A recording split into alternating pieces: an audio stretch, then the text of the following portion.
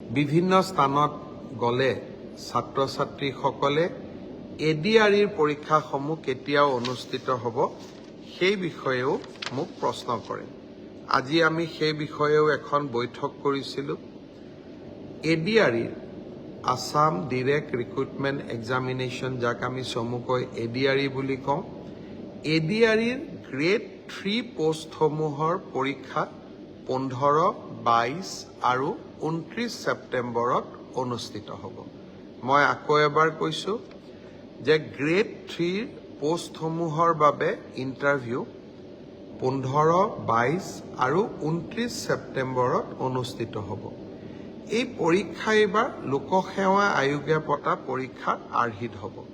প্ৰথমতে প্ৰিলিমিনাৰী পৰীক্ষা হ'ব, তাৰ পিছত মেইনছ হ'ব, আৰু মেইনছৰ পিছত আমি ভাইভা প্ৰক্ৰিয়াৰ মাজেৰে আমি সমগ্ৰ ইণ্টাৰভিউ প্ৰক্ৰিয়াটো সমাপ্ত কৰিম। প্ৰিলিমছ এক্সাম তৃতীয় শ্ৰেণীৰ পদসমূহৰ বাবে 15, 22 আৰু 29 ছেপ্টেম্বৰত অনুষ্ঠিত হ'ব। আজি আমি জুলাই মাহত আছোঁ। মই আশা কৰিম যে আমাৰ শিক্ষাৰ্থীসকলে, চাকৰি প্ৰাৰ্থীসকলে যাতে পঢ়া শুনা আৰম্ভ কৰে।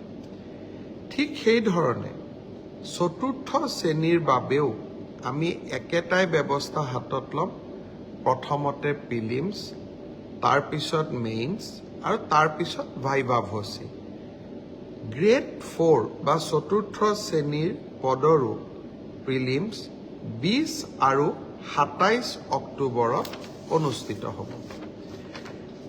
আমাৰ গ্ৰেড 3ত প্ৰায় 7,500 পোষ্ট আছে আৰু গ্ৰেড 4ত প্ৰায় 4,500 বা আৰু অলপ 100-200 বেছি, ইমানখিনি আমাৰ পোষ্ট খালী হৈ আছে।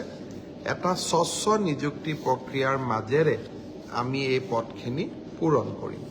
বিভিন্ন স্থানত গলে ছাত্ৰ ছাত্ৰীসকলে এডিআৰইৰ পৰীক্ষাসমূহ কেতিয়াও অনুষ্ঠিত হ'ব সেই বিষয়েও মোক প্ৰশ্ন কৰে।